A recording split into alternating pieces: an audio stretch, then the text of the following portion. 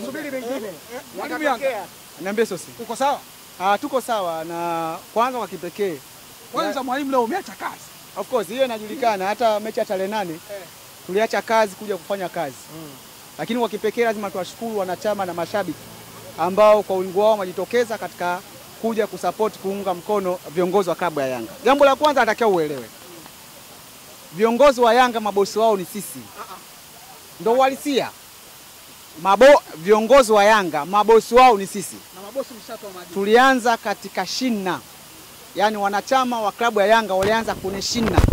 Wakaja katika ngazi ya mtaa, wakaja kwenye ngazi ya kata, wakaja kwenye ngazi ya jimbo, wakaja kwenye ngazi ya wilaya, ngazi ya mkoa, wakaenda mpaka kwa waratibu wa kanda.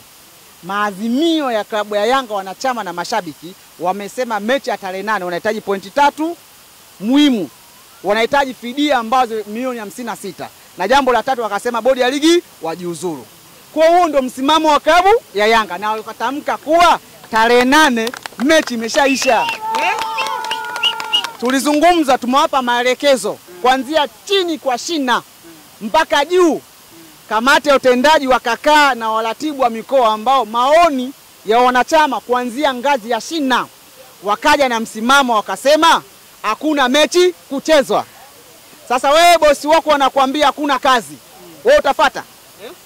Bosi wako kwambia leo hapa Liki Media wewe hauna kazi Sosi, utaenda kufanya kazi?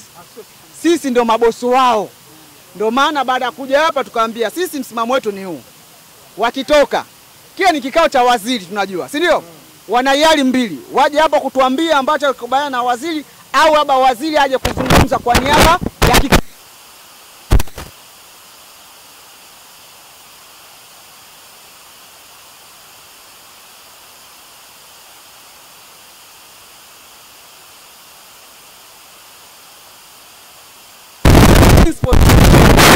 samaki mkubwa anatakiwa ale samaki leo yanafanyika mazungumzo na kunarudia tena hata mazungumzo niko kote duniani. Samaki mkubwa anatakiwa ale samaki mdogo. Leo kule Real Madrid walisema Europa hii nini? Europa hii nini? Hakuna kuchezwa. Imechezwa. Leo Afrika kwa mzima Afrika nzima wanamsikiliza National akizungumza. Lazima msikilize. Katika Tanzania mkubwa ni Yanga. Vikombe 30, timu ya kwanza kucheza fainali, imefanya mambo makubwa kuliko timu yoyote. Yanga ikizungumza katika Tanzania maana yake imezungumza nchi. Kwa ni mkubwa, yani mkubwa anatakiwa apaswa asikilize. Samaki mkubwa anapaswa kukula visamaki vidogo vidogo. Kwa sisi ni wakubwa. Yani waziri, serikali na kadhalika watambue kwa Yanga ndo mkubwa. Yanga imeanzishwa 35. Nchi hii imepata uhuru mwaka 61. Unanielewa? 35 na 61 kipi kilichoanza? Unajua ukubwa huo? Tukisema wakubwa lazima mfahamu ukubwa huo. Na ukubwa huo utaonekana katika jambo. Hili ndio utajua sasa Yanga kubwa Yanga. Mama, uko sawa? Yuko vizuri. Mechi tunacheza? Hatuchezi.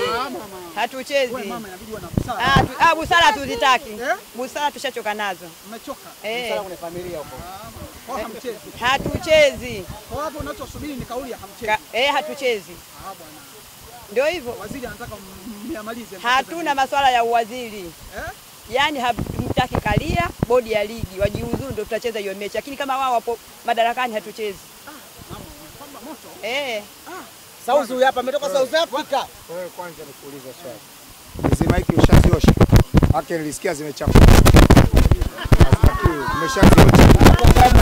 Katika mambo ya Tanga. Mambo haya mngemwachia mwenyewe Aleskalia na maiki zake za Tanga. Imekuwaje media za Tanga barabara 12 media yake iko wapi? Wewe umeshaosha maiki? Maiki zenu zimechafuka. Au hamkusikia? President wa Tanzania. Kulinda.